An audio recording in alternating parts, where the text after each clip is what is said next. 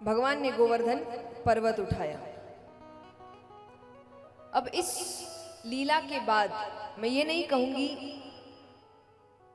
कि ब्रजवासियों को ये समझ आ गया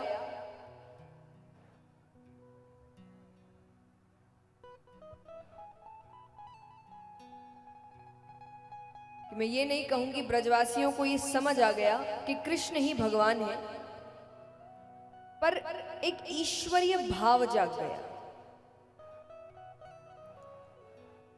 ये समझ आ गया साधारण तो नहीं है, कोई तो बात है कि गोवर्धन लीला अत्यंत रहस्यमयी लीला है।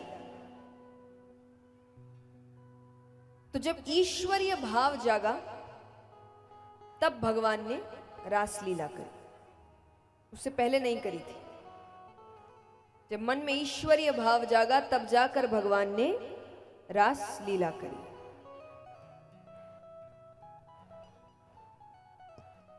शुकदेव जी रास लीला का जो प्रसंग है बहुत ही संक्षेप में सुनाते हैं।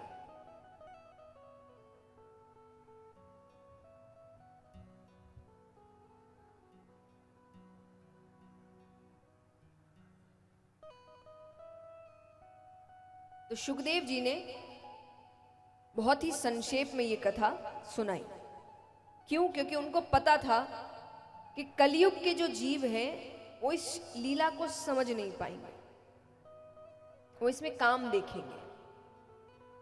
देखते ही हैं हम इस शब्द का प्रयोग कितने गलत वाक्यों में करते हैं। हम करते हैं, दूसरे को आप क्या रोकेंगे? मैं हमेशा कहती हूं, जब आकर लोग कहते हैं कि आजकल मजाक बन रहा है, ये कर रहे हैं, भगवान हंस कौन रहा है? मजाक बना रहा है जो बना, हंस कौन रहा है? हंस तो हम रहे हैं। आप हंसना बंद कर दीजिए, मजाक बनने बंद हो जाएंगे। किसी दुकान में अगर कोई सामान बिक रहा है तो दुकानदार क्यों हटाएगा? बिकना बंद हो जाएगा तो वो सामान अपने आप हटा देगा। और मैं हमेशा कहती हूं, किसी और को क्या कहना, जब आप ही अपने भगवान की इज्जत नहीं कर रहे तो कोई और क्या करेगा? वो भी तो देख रहे हैं, जब यही अपने भगवान की इज्जत नहीं कर रहे तो फिर कोई और तो क्या ही करेगा। तो जब तक आप अपने भगवान की इज्जत नहीं करते, आप अपने देश की इज्जत नहीं करते, आप अपनी संस्कृतियों की इज्जत नहीं करते, किसी और से कामना मत करिए कि वो भी करेंगे। तो जब आप मजाक बना रहे हैं तो किसी और को क्या बोलना? हम ही इस शब्द का या भगवान की कितनी लीलाओं का मजाक बनाते हैं, गलत वाक्यों में उसका प्रयोग करते हैं। ये तो गलत बात है ना। तो इसीलिए ऐसे मजाकों का हिस्सा बनना बंद कर दीजिए। देखिए, बदलाव कितने अच्छे से आ सकता है बिना हिंसा के। बस हिस्सा मत बनो, ऐसी चीजों का हिस्सा मत बनो, बदलाव आ जाएगा। पर हम हिंसा की ओर बढ़ते हैं।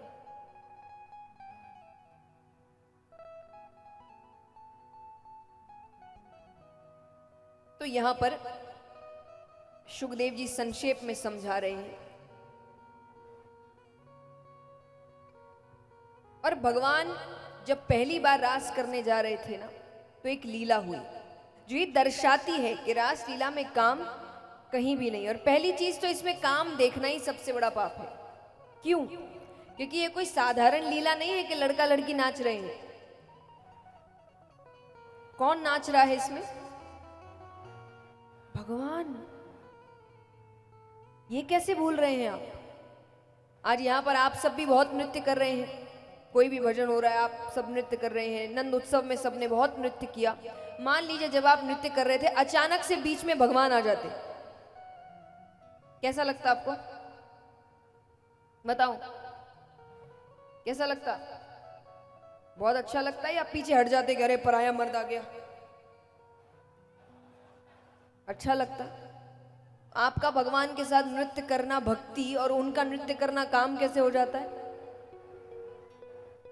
वो भी तो भगवान के साथ ही नृत्य कर रही है, तो वो काम कैसे हो गया और आपका नाचना भक्ति कैसे हो गई?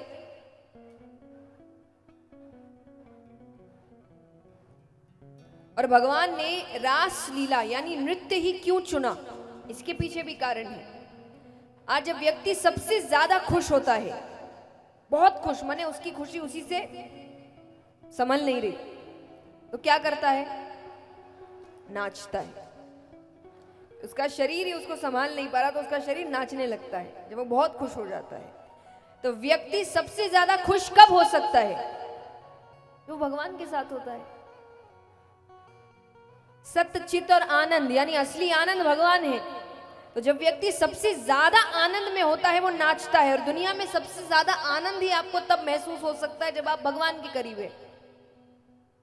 तो इसीलिए भगवान ने, जब गोपियां भगवान के साथ होती थी तो वो इतनी प्रसन्न होती थी कि वो नृत्य करती थी।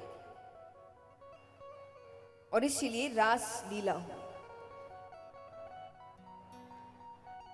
अब यहां पर फिर भी, क्योंकि कहते हैं ना भगवान को पता है कि सांसारिक व्यक्तियों को समझाना इतना आसान नहीं है, तो एक और लीला सुखदेव जी बताते हैं कि जब भगवान पहली बार रास करने जा रहे थे तो वहां पर कामदेव आते हैं।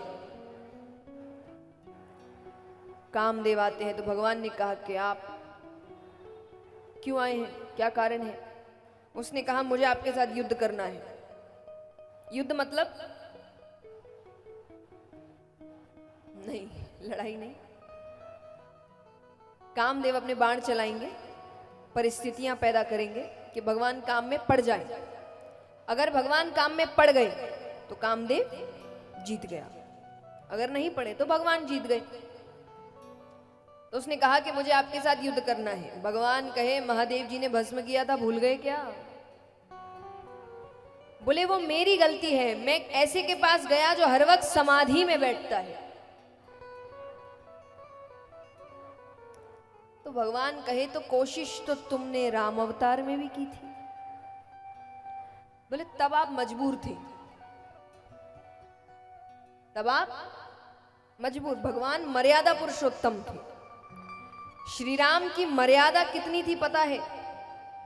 श्री राम इतनी मर्यादा में थे कि अपनी पत्नी के अलावा हर स्त्री को या तो माता के रूप में, या तो बहन के रूप में, या तो बेटी के रूप में देखे। वो इतनी ज्यादा मर्यादा में थे, इसीलिए उनका नाम है मर्यादा पुरुषोत्तम।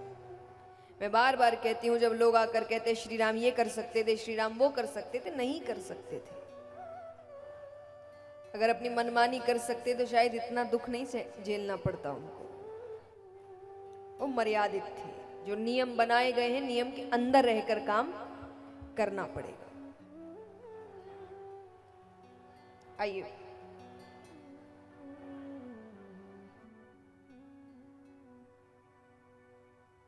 तो वो कहे कि आप मजबूर थे, आप मर्यादा में थे। बोले अब क्या चाहते हो? बोले अब आपने ऐसे किसी व्रत का धारण नहीं किया। शरद पूर्णिमा की रात है, सुंदर सुंदर गोपियों का साथ है। अच्छा, सुंदर गोपियां क्यों कहा? गोपियां सुंदर है ये तो सबको पता ही है, पर कितनी सुंदर? तो गोपियों की सुंदरता बताई गई है। अगर आपको किसी को सबसे ज्यादा सुंदर कहना है तो हम एक शब्द का प्रयोग करते हैं। क्या कहते हैं? बताओ।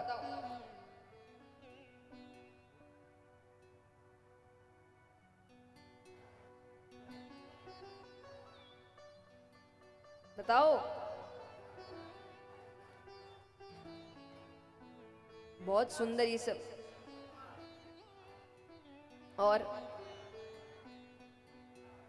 अप्सरा। किसी को अगर बहुत सुंदर कहना हो तो कहते हैं अप्सरा। और ये कहाँ मिलती है? स्वर्ग में। और कोई बहुत ज्यादा नहीं है, कुछ है।